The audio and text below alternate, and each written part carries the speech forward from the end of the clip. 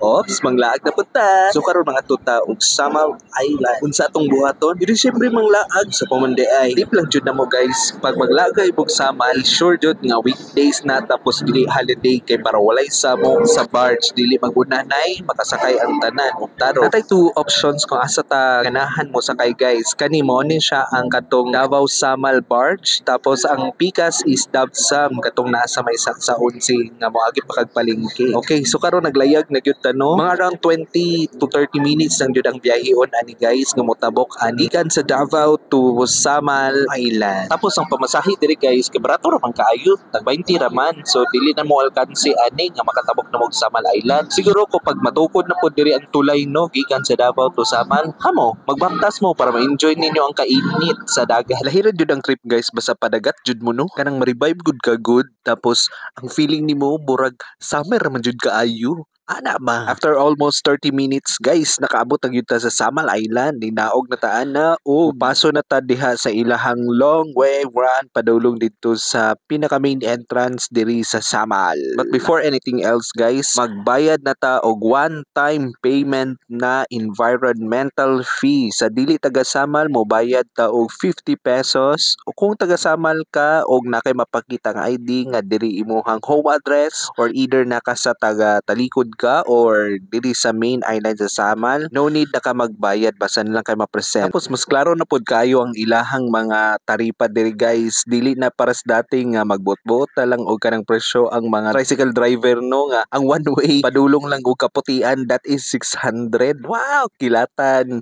mao na. So karon ay nakabutang nga tarpaulin nga dako kaayo dito sa ilahang gawas. Ug makita na nimo ang presyo kung pila imong ibayad per head. Unya wala may ni-deal sa mga ungbak no kay di man mi kaabot og 5 kay kailangan di ibayaran na mo ang tibuok sakay sa ungbak. Unya so mo na naghabal-habalan ng minimum big kay para makatipid ta duha ra jud ang babayaran. One way is 100 pesos per head. Padulong dito sa atong adtuan. Mo ning dalan guys nga padulong og Canibad Island. Ya wara man kaabot sa Canibad among adtuan. Dinhi lang ta sa may kuan. Kanang kuan ba? Kanang Hardin di Isabel ba dinigod pas ka man jud sa yuhan na mo na nakaabot dinhing dapita guys unya nakita na mo nga serado pa man jud ang gate mo to nga way pagduha-duhan nangayo jud mi kung nanabay tao dinhi sa sulod nga nag-duty kay kaning orasa wala pa may alas 9 yon ayo mo to sa way pagduha-duhan nanulod din jud mi sa sulod may gani nakadungog tong nag-atiman sa mga bulak nila dinhi nga lalaki mo to nga paabuto lang daw namo ang receptionist nga mag-atiman sa mua kung unsa mong mga kailangan ipasulod na jud mi nila maskin dili pa nila opening hours. So ilang entrada guys, daga na kay sila og mga baligya. Na sila mga t-shirt na souvenir, mga bulak, mga bouquet, mga balloons ug nay mga heart. Pati pod mga ginagmay nga souvenir like ref magnet, keychain, ayan. Walga pa abot sa receptionist, nagpicture-picture sa mikadali sa ilang pambungad na Hobbit house nga burag wall lang siya nga nay mga tanom. Pambungad ug niabot ang gyud atong ipaabot ang receptionist. So karon explain na ni ate kung unsa ang i-avail na mo or buhaton na mo diri sa resort for the whole day. Ang atong ikuha guys is day tour lang o lahi pod ilang overnight na po sa overnight. So gina-explain niya kung makuha ba may cottage, makuha ba may room or na ba may avail na mga services nga under sa ilahang resort. Dinhin na pod na mo gi-order ang mga food para ma-prepare na pod nila ahead of time. Wala na mi nag-order og pamahaw guys kay human naman may pangaon gikan pa sa among mga balay. Nya na order na ang tanan og diretso-diretso na. Unang maagian nimo sa ilang resort guys kay mao ni ilahang pool sa Hardin di Isabel pero natingala ko ba kay murag mubo lang ang area. Ana siya nga dako-dako pa daw ni napa daw sa likod ang pinaka-garden juday nila. Sus pas kadtong bisiha sa akong friend. Sao na lang maning laag oy pag rest day gani rest day ba dili say work. Ina siguro na yung mga kaubanan. Okay, so let's proceed to the next world. So moagi jud ka aning murag tunnel guys nga puro mga Chinese kawayan. Oh nice kayo di ba? Super. So mo ni siya ang main gate padulong dito sa ilahang surprising area dinhi sa ilahang resort Hardin di Isabel. Ug makita na gyud nimo ang Little Hobbit house Cafe. Hobbiton House Cafe ang tawagan na. So nice kay siya pagka-construct no. Ila yung gituyo og construct siya nga mura siyang Hobbit House. Nigabot mo sa ilalom no, grabe pod kabugnaw, wala sila gigamit nga aircon. Even ang mga rooms nila sa ilahang coffee guys kay bugnaw. Wala jud siya electric fan nga gigamit. Grabe maka-amaze jud ang Hobbiton Cafe no, kay grabe karon na ka ma-imagine nga makasulod ka og Hobbit House nga ingon ani iyang forma made of kuan gapon siya guys, simento, pero dili siya igang sa sulod. Ganayon kaya nato ang balay no para makatipid ta sa kuan ba kanang kurente sa aircon niya. Bugnaw siya always. Nya mo ni ang sulod niya guys no. Naka painting ang tanang walls. Ang iyang porma sa iyang kuan kay mura siya kanang naka-igloo ba. Naka-paint pod sa ilang mga walls kay all about Hobbit, Lord of the Rings na mga characters, usually bright kayong colors, vibrant kaayo. Dinhi mi gibutang sa exclusive room nila dinhi kay kami pa lang man ang ilang bisita. Moto nagpicture na pod si Mambik sa iyahang coffee. Unya na nga una jud mi, then after ato is nag-adto mi dito sa ilahang next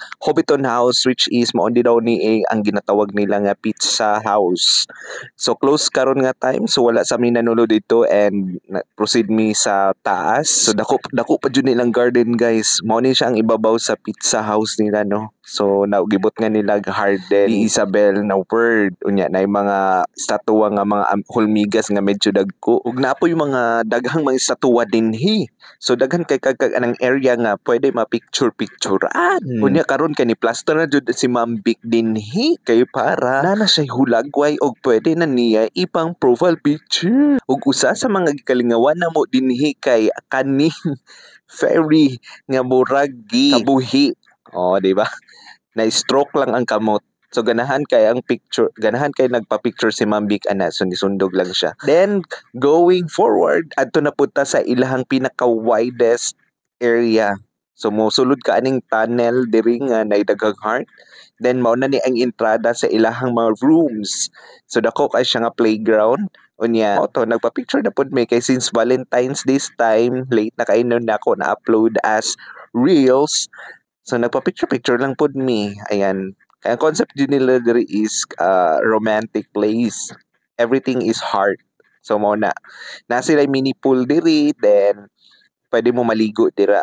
Walang minaligo na kay pas kadtong inita Ginoo ko. O na sila mga cactus garden diri, then naka-net na siya.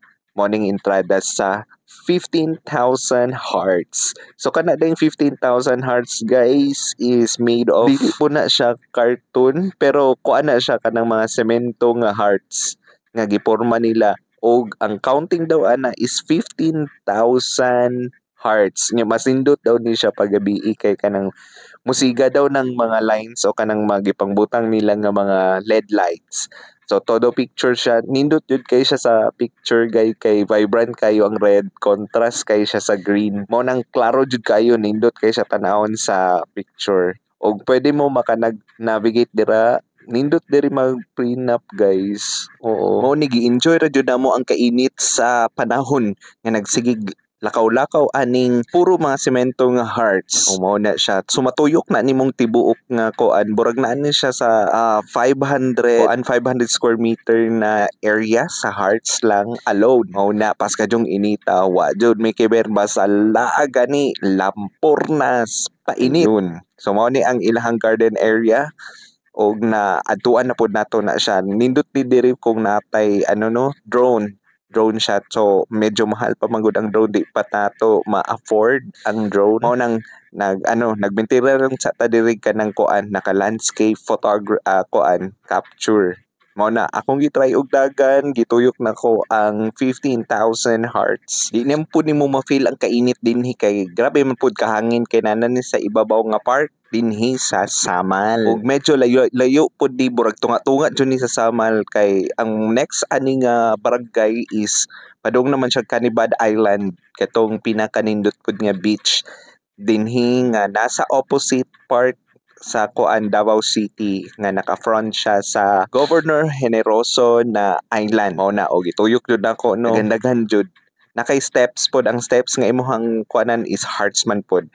og napod diri ang mga flamingo nato og makaguguol kaayo siya paskang luyo sa mga flamingo nato kay nainitan. Sa tanang buot nga gusto mo anhi o mo bisita dinhi sa Garden Isabel, grabe affordable lang jud kaayo ang ilang entrance and malingaw na jud ka sa mga talan-awunon nga imuhang masinati dinhi sa Garden di Isabel. Daghan kang ma-experience and of course, that's why gina-encourage jud ta mo nga mo anhi dinhi og dapat dili ta maging dayuhan sa sarili niya natong lugar. Kani siya nga lugar is accessible na jud kay siya sa Davao City, no? So dili na kay ta kailangan mo gasto og dako-dako para lang maadtuan ang mga yun ani ka gwapo nga mga lugar. Pasensya na kaayo na medyo na delay na jud nako ni siya post. Actually na hitabo ni siya before February 14 ang pag-anhi dinhi pero na upload na ang raw video ani dito sa akong YouTube channel which is Felix Lacida Vlog.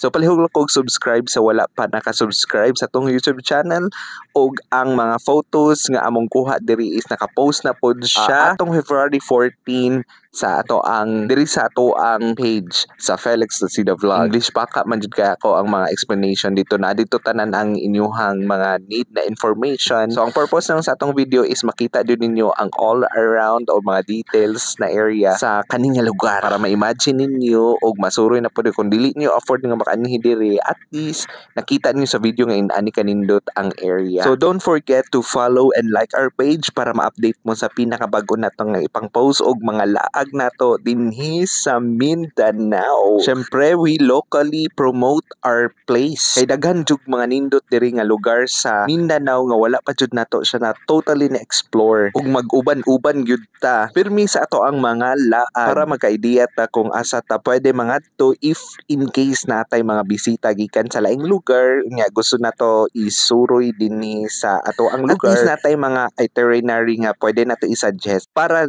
best jud ang experience nila dinhi sa atong lugar. Yes, we were almost done. And syempre, don't forget to like and follow Hardin Isabel on their Facebook page o ma-update mo sa ilahang mga latest kay di nakadaghanan jud kay silang mga promotions diri guys in makita lang ninyo ilahang Facebook. And of course naa po day sila event area din nga pwede mo mag himuong reception sa wedding ninyo, sa birthday or everything maski unsa nga occasion open sila na sila mga packages. O, yun, so pabalik na ta sa ato ang cafe kay gibili na mo among mga bags dito kay grabe naman kabugat ko magsige migdala-dala, no? And that's all for this video. And of course kung gusto ninyo tan-awon ang katong raw video jud ani is na siya sa atong YouTube channel. So see ya sa next laag.